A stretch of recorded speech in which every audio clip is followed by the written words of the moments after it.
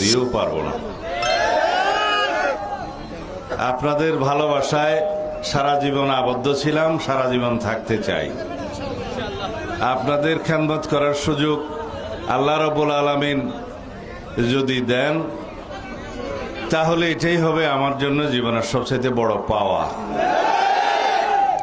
জীবনের শেষ মুহূর্ত পর্যন্ত এই দেশের মানুষের সেবা করার তৌফিক আল্লাহ রাব্বুল আলামিন প্রদান করুন, এই মোনাজাত করি।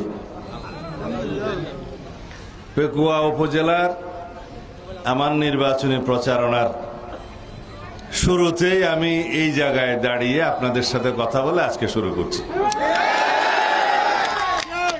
এখান থেকে যে শিলকালী হয়ে, বারোবাঁকিয়া হয়ে, টৈটং হয়ে, রাজাখালী হয়ে, তারপরে পেকুয়া, তারপরের দিন আমরা পেকুয়া, মংনামা, ওজানটিয়া হয়ে 2 দিনে নির্বাচনের পুরাদমে কার্যক্রম যখন শুরু হবে, তখন ইনশাআল্লাহ আরো বিভিন্ন জায়গায় একদম ঘরে ঘরে যাওয়ার চেষ্টা করব, যতটুকু আল্লাহ তৌফিক দেয়। তার আগে আমার একটা অনুরোধ, আপনারা সবাইকে আমাদের পক্ষ থেকে, দানের শীষের পক্ষ থেকে, দেশনেত্রী বেগম খালেদা জিয়ার পক্ষ থেকে, আমাদের নেতা জনাব তারেক রহমানের পক্ষ থেকে একটি সালাম পৌঁছে দিবেন ঘরে ঘরে।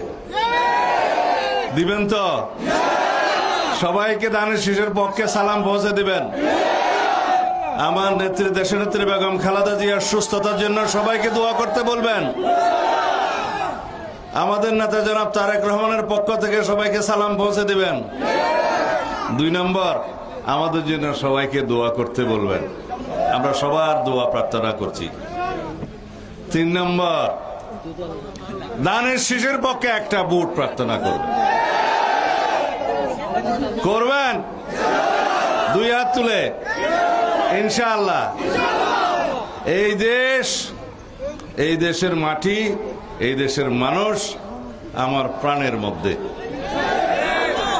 আপনারা জানেন ইনশাআল্লাহ আগামীতে জনগণের সমর্থনে, আল্লাহ রাব্বুল আলামিনের অশেষ রহমতে যদি বিএনপি রাষ্ট্র পরিচালনার দায়িত্বপ্রাপ্ত হয়, সরকার গঠন করে, তাহলে এই পেকুয়া চকরিয়া যত যা কিছু উন্নয়ন আছে ইনশাআল্লাহ ভরপুর উন্নয়ন হবে।